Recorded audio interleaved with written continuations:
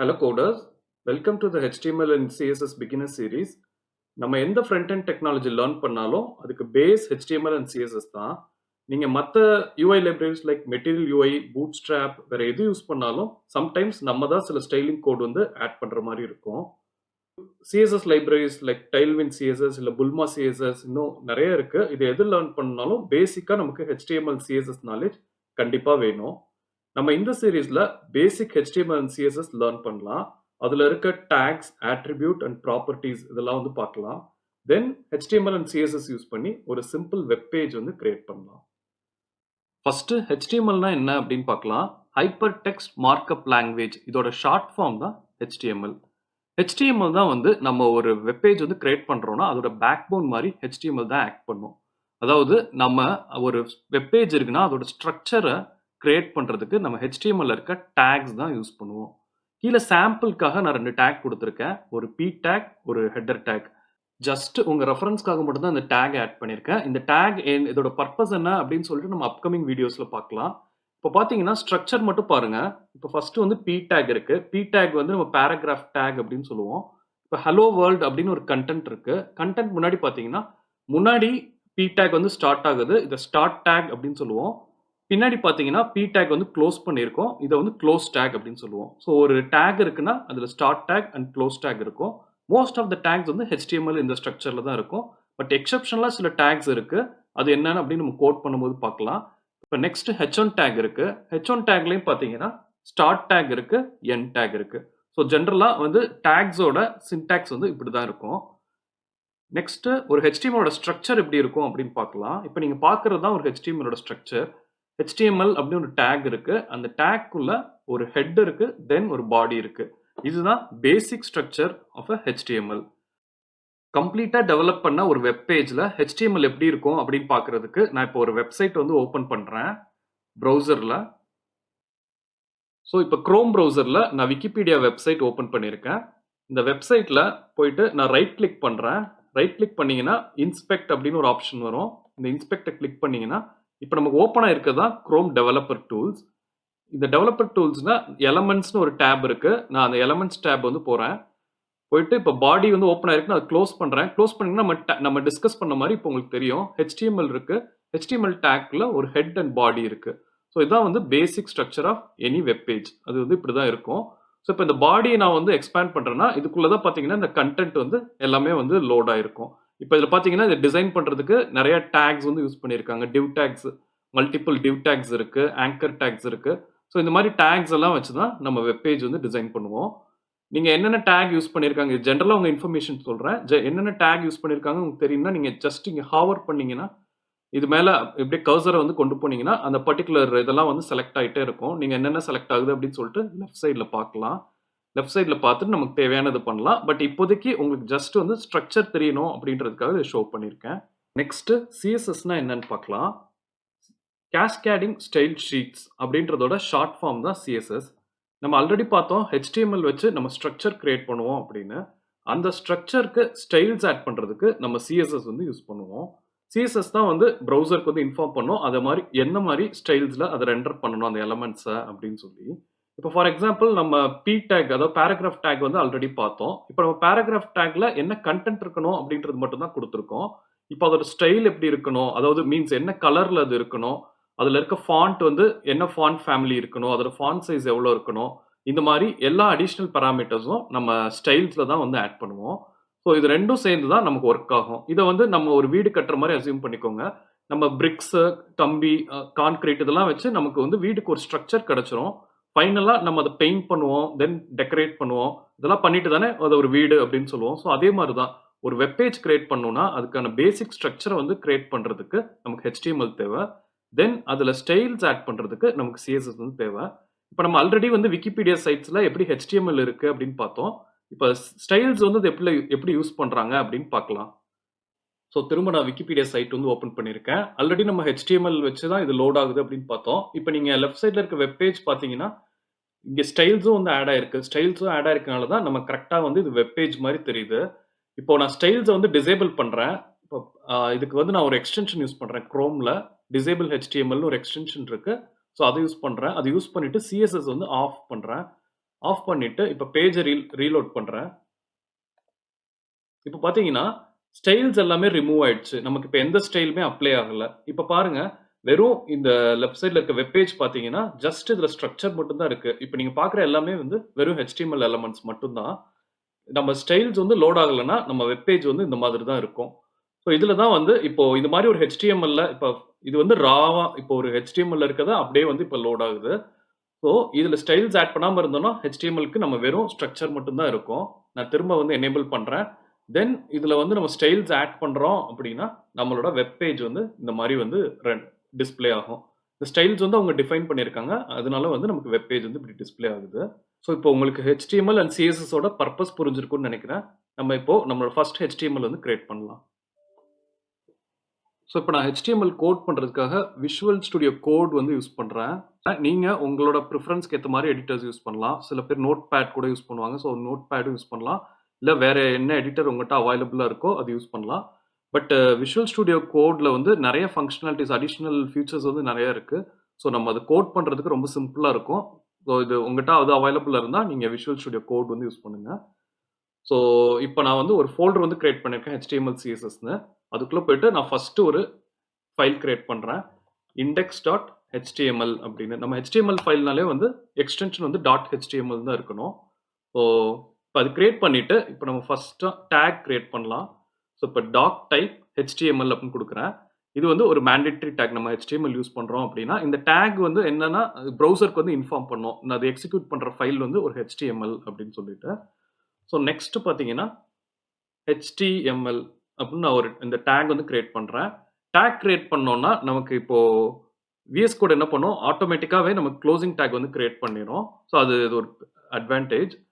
தென் பார்த்தீங்கன்னா உள்ளே போயிட்டு நம்ம ஆல்ரெடி டிஸ்கஸ் பண்ண மாதிரி ஹெட் அப்படின்னு ஒரு டேக் கிரியேட் பண்ணுறேன். இது எல்லாமே கிரியேட் பண்ணுறதுக்கு இன்னொரு வே இருக்குது. ஃபஸ்ட்டு நான் பேசிக்கான வே சொல்கிறேன். தென் அடுத்து என்னன்னு பாருங்கள். ஸோ இப்போ ஹெட் டேக் வந்து கிரியேட் பண்ணியிருக்கேன். நெக்ஸ்ட் அதே மாதிரி பாடி டேக் வந்து கிரியேட் பண்ணுறேன். ஓகே, நம்ம பேசிக்காக டிஸ்கஸ் பண்ண ஸ்ட்ரக்சர் வந்து கிரியேட் பண்ணிட்டோம். HTMLல ஹெட் பாடி. ஓகே, இப்போ நான் HTML ஹெட்டுக்குள்ளே போயிட்டு இங்கே ஒரு டைட்டில் டேக் வந்து ஆட் பண்ணுறேன். டைட்டில்குள்ள ஹலோ HTML அப்படின்னு கொடுக்குறேன். தென் அதே மாதிரி பாடிக்குள்ளே வந்து ஒரு பேராகிராஃப் டேக் ஆட் பண்ணுறேன். பேராகிராஃப்னா P. ஜென்ரலாக வந்து நம்ம டெக்ஸ்ட் ஏதாவது ஆட் பண்ண போகிறோம் அப்படின்னா நம்ம பேராகிராஃப் டேக்குள்ளே தான் ஆட் பண்ணுவோம். ஸோ அது மாதிரி நான் பேராகிராஃப் இது கொடுத்துட்டு உள்ள அதே டெக்ஸ்ட் வந்து என்டர் பண்ணுறேன். ஹலோ HTML அப்படின்னு. இப்போது நம்ம ஒரு சிம்பிள் HTML வந்து கிரியேட் பண்ணிட்டோம். கிரியேட் பண்ணிட்டு சேவ் பண்ணுறேன். இதை இப்போ ரன் பண்ணுறதுக்கும் 2 ways இருக்குது. ஃபர்ஸ்ட் வே என்ன அப்படின்னு சொல்கிறேன். இப்போ பார்த்தீங்கன்னா இங்கே .htmlன்ற ஃபைல் இருக்குது. நீங்கள் இதை ரைட் கிளிக் பண்ணலாம். ரைட் கிளிக் பண்ணி ரிவீல் இன் ஃபைல் எக்ஸ்ப்ளோரர் கொடுக்கலாம். பார்த்தீங்கன்னா நமக்கு இண்டெக்ஸ் ஃபைல் இருக்குது. இங்கே போய் டபுள் கிளிக் பண்ணுறேன். டபுள் கிளிக் பண்ணோன்னா நமக்கு வந்து ஓப்பன் ஆகும். இங்கே மேலே பார்த்தீங்கன்னா பாத் வந்து நமக்கு தெரியும். அது C பாத்தில் இருந்து நமக்கு இந்த ஃபைல் வந்து ஓப்பன் ஆகிருக்கு. இப்போது ஹலோ HTML இருக்கு. இப்போ நம்ம கிரியேட் பண்ண HTML போகிறேன். இங்கே பார்த்தீங்கன்னா நம்ம ஹெட்டுக்குள்ளே டைட்டில் டேக் வச்சுருக்கோம். டைட்டில் டேக்கில் ஒரு ஹலோ HTML கொடுத்துருக்கோம். அது மாதிரி பாடிக்குள்ளே ஒரு ஹலோ HTML கொடுத்துருக்கோம். இப்போ இங்கே பார்த்தீங்கன்னா நம்ம ஹெட்டில் கொடுத்த டேக் ஹலோ HTML கொடுத்தது இங்கே வந்து லோட் ஆகிருக்கு. பாடியில் ஒரு பேராகிராஃப் டேக்குள்ள கொடுத்தது இங்கே லோட் ஆகிருக்கு. ஸோ உங்களுக்கு நல்லா புரியணுன்றதுக்காக நான் இங்கே ஹலோ HTML ரிமூவ் பண்ணிடுறேன். ஹலோ மட்டும் இருக்குது. இப்போ இதில் பார்த்தீங்கன்னா அகைன் இப்போ எந்த சேஞ்சும் ரெஃப்ளெக்ட் ஆகாது. நம்ம ரெஃப்ரெஷ் பண்ணணும். ரெஃப்ரெஷ் பண்ணாதான் ஹலோ அப்படின்னு இங்கே வந்துருச்சு. கீழே ஹலோ HTML இருக்கு. ஸோ இதுல வந்து நமக்கு தெரியல என்னன்னா நம்ம பாடிக்குள்ள எதெல்லாம் கொடுக்குறோமோ அதெல்லாம் வந்து ப்ரௌசர்ல இந்த ஸ்பேஸ்ல வந்து நமக்கு டிஸ்பிளே ஆகும். ஹெட்ல கொடுக்குற எல்லாமே வந்து எதுவுமே வந்து நம்ம பேஜ்ல டிஸ்பிளே ஆகாது. ஒன்று இந்த ப்ரௌசர் இதில் யூஸ் பண்ணுவோம், இல்லை சில மெட்டா டேக்ஸாக வந்து நம்ம அதை யூஸ் பண்ணுவோம். ஓகே, ஸோ நமக்கு இங்கே ப்ரௌசர்ல டிஸ்பிளே கண்டென்ட் டிஸ்பிளே ஆகணும்னா நம்ம கொடுக்க வேண்டியது பாடியில தான். பாடியில் என்னென்ன டேக்ஸ் கொடுக்குறோமோ அந்த கண்டென்ட்லாம் வந்து நம்ம ப்ரௌசரில் வந்து விசிபிளாக இருக்கும். ஓகே, ஸோ இப்போ நம்ம இந்த மாதிரி கிரியேட் பண்ணோம்ல. இப்போ அதர் வே இருக்குது. ஸோ இப்போ நான் இதெல்லாத்தையும் ரிமூவ் பண்ணிடுறேன். இப்போ நம்ம VS கோடில் இருக்க அட்வான்டேஜ் வந்து எதுவுமே யூஸ் பண்ணல. யூஸ் பண்ணாமல் ஃபர்ஸ்ட் டைம் வந்து நம்ம கோட் கிரியேட் பண்ணோம். இப்போ எல்லாத்தையும் ரிமூவ் பண்ணிவிட்டு சேவ் பண்ணிடுறேன். சேவ் பண்ணிவிட்டு இப்போது நீங்கள் எந்த டேக் வேணும்னாலும் இப்போ ஃபஸ்ட்டு நம்ம HTML கிரியேட் பண்ண போகிறோம்னா HTML அப்படின்னு டைப் பண்ணுறேன். டைப் பண்ணிங்கன்னா கீழே பார்த்தீங்கன்னா HTML5 அப்படின்னு வரும். ஸோ அதை போயிட்டு நீங்கள் சிம்பிளாக செலக்ட் பண்ணீங்கனாலே உங்களுக்கு பேசிக்காக இருக்க நமக்கு தேவையான அந்த ஸ்ட்ரக்சர் வந்து கிரியேட் ஆகிடும். இப்போ இங்க மெட்டா டேக்ஸ் இருக்கு. மெட்டா டேக்ஸ் வந்து நான் ரிமூவ் பண்ணிடுறேன். அது ஏன்னா அது நான் ஃபைனலா உங்களுக்கு எக்ஸ்பிளைன் பண்றேன் மெட்டா டேக்ஸ் எதுக்கு அப்படின்னு சொல்லிட்டு. இப்போ இதை ரிமூவ் பண்ணிடுறேன். ரிமூவ் பண்ணிட்டா நமக்கு பேசிக்கா என்ன தேவையோ அந்த ஸ்ட்ரக்சர் வந்து நமக்கு அந்த கமாண்ட் வந்து கிரியேட் பண்ணிடும். HTML5 அது செலக்ட் பண்ணீங்கன்னா உங்களுக்கு இது வந்து வந்துடும். ஸோ சிம்பிளா வந்து கிரியேட் பண்ணிடலாம். அதே மாதிரி இப்போ ஒரு P டேக் வந்து நமக்கு தேவை அப்படின்னா, அதாவது பேராகிராஃப் டேக் பார்த்தோம்ல நம்ம. ஸோ நீங்க வந்து எடுத்தோடனே டேக் இது பண்ணாம நீங்க P மட்டும் டைப் பண்ணுங்க. P டைப் பண்ணிட்டு டேப் பண்ணீங்கன்னா போதும். உங்களுக்கு வந்து P டேக் வந்து ஸ்க்ரீன்ல வந்துடும். அதாவது ஸ்டார்ட் டேக், க்ளோஸ் டேக் ரெண்டுமே வந்து ஆட் ஆயிரும். இப்போ நான் அதில் திரும்ப போயிட்டு ஹலோ HTML அப்படி கொடுக்குறேன். ஓகே. ஸோ அதே மாதிரி தான் இப்போ நான் H1 டேக் கிரியேட் பண்ணோம்னா நம்ம இப்படி போயிட்டு டேக்ல இருந்து ஸ்டார்ட் பண்ண வேண்டியதில்லை. அப்படின்னா நீங்க போயிட்டு H1 அப்படின்னு பண்ணிட்டு டேப் பண்ணா போதும். உங்களுக்கு அந்த டேகோட ஸ்ட்ரக்சர் வந்து கிரியேட் ஆயிடும். நம்ம உள்ள போயிட்டு கண்டென்ட் மட்டும் கொடுத்தா போதும். ஸோ இந்த மாதிரி ஷார்ட் கட்ஸ்லாம் வந்து நமக்கு VS கோட்ல அவைலபிள். இந்த ஷார்ட் கட்ஸ்லாம் நீங்க ப்ராக்டிஸ் பண்ணிக்கிட்டீங்கன்னா கோயிங் ஃபார்வர்ட் உங்களுக்கு கோட் பண்ணும்போது ரொம்ப ஈஸியா இருக்கும். ஸோ இப்போ நான் சேவ் பண்றேன். முன்னாடி நம்ம என்ன பண்ணோம், அந்த பாத்ல போய் சேவ் பண்ணோம். பாத்ல அந்த சி பாத்ல போயிட்டு சேவ் பண்ணிட்டு அதுல இருந்து நம்ம டபுள் கிளிக் பண்ணி ப்ரௌசர்ல ஓபன் பண்ணோம். ஸோ அந்த மாதிரி கேஸ்ல வந்து நம்ம என்ன சேஞ்சஸ் பண்ணாலும் அது நமக்கு இன்ஸ்டன்டா ரெஃப்ளெக்ட் ஆகாது. ஒவ்வொரு டைமும் வந்து நம்ம போய் ரெஃப்ரெஷ் பண்ணணும். அதுக்கு பதிலா நமக்கு ஒரு ஆல்டர்னேட்டிவ் இருக்கு. இப்போ நீங்க விஷுவல் ஸ்டுடியோ கோட் வந்து யூஸ் பண்றீங்க, அதாவது VS கோட் யூஸ் பண்றீங்க அப்படின்னா இங்க எக்ஸ்டென்ஷன்ஸ் இருக்கும். எக்ஸ்டென்ஷன்ல போயிட்டு நீங்க லைவ் சர்வர் அப்படின்னு டைப் பண்ணுங்க. ஸோ லைவ் சர்வர் டைப் பண்ணீங்கன்னா இப்போ செலக்ட் பண்றேன். லைவ் சர்வர் வந்து நமக்கு VS கோட் எக்ஸ்டென்ஷன்ல அவைலபிள். ஸோ இது வந்து உங்க சிஸ்டம்ல இன்ஸ்டால் ஆகாம இருந்துச்சுன்னா அதை இன்ஸ்டால் பண்ணிக்கோங்க. நான் ஆல்ரெடி வந்து அதை இன்ஸ்டால் பண்ணிருக்கேன். எனக்கு அன்இன்ஸ்டால் மட்டும் காமிக்குது. ஸோ இது வந்து இன்ஸ்டால் பண்ணிக்கிட்டீங்கன்னா நமக்கு வந்து குயிக்கா வந்து லோட் ஆகும். இப்போ நான் ஆல்ரெடி இன்ஸ்டால் பண்ணியிருக்கேன். இப்போ திரும்ப நம்ம ஃபைல் போறேன். index.html இருக்கு. இங்க போயிட்டு இதுல பாத்தீங்கன்னா கீழே வந்து இப்போ நான் ஸ்டாப் பண்றேன். இதுல ஆல்ரெடி ரன் ஆயிட்டு இருக்கு. நான் ஸ்டாப் பண்ணிடுறேன். இப்போ கோ லைவ் அப்படின்னு உங்களுக்கு ஒரு டேப் நீங்க பாத்தீங்கன்னா ஹாவர் பண்ணீங்கன்னா கிளிக் டு ரன் லைவ் சர்வர்னு இருக்கும். இப்போ நான் அதை கிளிக் பண்றேன். கிளிக் பண்ணா நமக்கு ப்ரௌசர்ல வந்து ஓப்பன் ஆகும். இப்போ வந்து நமக்கு என்னன்னா இப்போ பாத் பாருங்க, நம்ம ப்ரீவியஸா யூஸ் பண்ணப்போ அந்த லோக்கல் ஃபைல் பாத் வந்து காமிச்சிட்டு இருக்கு. இப்போ வந்து நமக்கு ஒரு லோக்கல் சர்வர்ல இருந்து டிஸ்ப்ளே ஆகுது. ஸோ நம்ம இனிமே பண்ற எல்லாமே ஆட்டோமேட்டிக்கா ரெஃப்ரெஷ் ஆகும். நான் பழைய இது நான் ஓப்பன் பண்ணியிருந்தது வந்து க்ளோஸ் பண்ணிடுறேன்.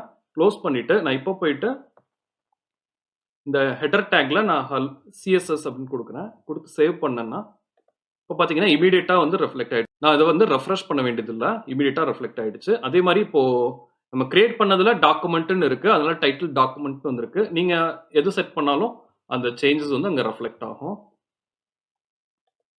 ஓகே.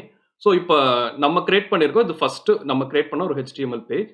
ஸோ இப்போ இதில் போயிட்டு அகைன் நீங்கள் இன்ஸ்பெக்ட் கிளிக் பண்ணுங்க. இன்ஸ்பெக்ட் கிளிக் பண்ணீங்கன்னா டெவலப்பர் டூல்ஸ் ஓப்பன் ஆகும். டெவலப்பர் டூல்ஸில் பார்த்தீங்கன்னா நம்ம அதே ஸ்ட்ரக்சர் வந்து கிரியேட் ஆயிருக்கு. HTML இருக்கு, ஒரு ஹெட், ஒரு பாடி இருக்கு. ஹெட்ல பார்த்தீங்கன்னா நம்ம வந்து டைட்டில் வந்து HTML அப்படின்னு செட் பண்ணோம் கோட்ல. அதே தான் வந்து இங்கே இருக்கு. அதே மாதிரி பாடியில் பார்த்தீங்கன்னா P டேக் இருக்கு, ஒரு H1 டேக் இருக்கு. ஸோ இதுதான் வந்து நம்ம டிஃபைன் பண்ணோம். ஸோ இங்கே பார்த்தீங்கன்னா இப்போ நீங்கள் பர்டிகுலராக இந்த ஹலோ CSS செலக்ட் பண்ணணும்னா இங்கே ஃபர்ஸ்ட் ஒரு பட்டன் இருக்கு. இதை வந்து நீங்க செலக்ட் பண்ணிட்டு இங்க போய் கிளிக் பண்றீங்க அப்படின்னா நம்ம கரெக்டா அங்க போய் செட் ஆயிடும். இப்போ நமக்கு சிம்பிள் HTML இருக்கனால ஈஸியா வந்து நீங்க அங்க போயிடுறீங்க. இது காம்ப்ளெக்ஸ் HTML யூஸ் பண்றோம் அப்படின்னா நம்ம இந்த மாதிரி இந்த ஃபங்க்ஷனாலிட்டி வந்து யூஸ் பண்ணலாம். இப்போ ஹலோ CSS போய் கிளிக் பண்ணோம்னா நமக்கு இந்த HTML டாக்குமெண்ட்ல எங்க அந்த டேக் இருக்கு அப்படின்னு காமிக்கும். அங்க போயிட்டு இதுல நீங்க சிம்பிளா சேஞ்சஸ் கூட பண்ணலாம். ஏதாவது டெஸ்டிங் பண்ணணும் அப்படின்னா சேஞ்சஸ் பண்ணலாம். அது சேஞ்சஸ் வந்து இமீடியட்டா ரெஃப்ளெக்ட் ஆகும்.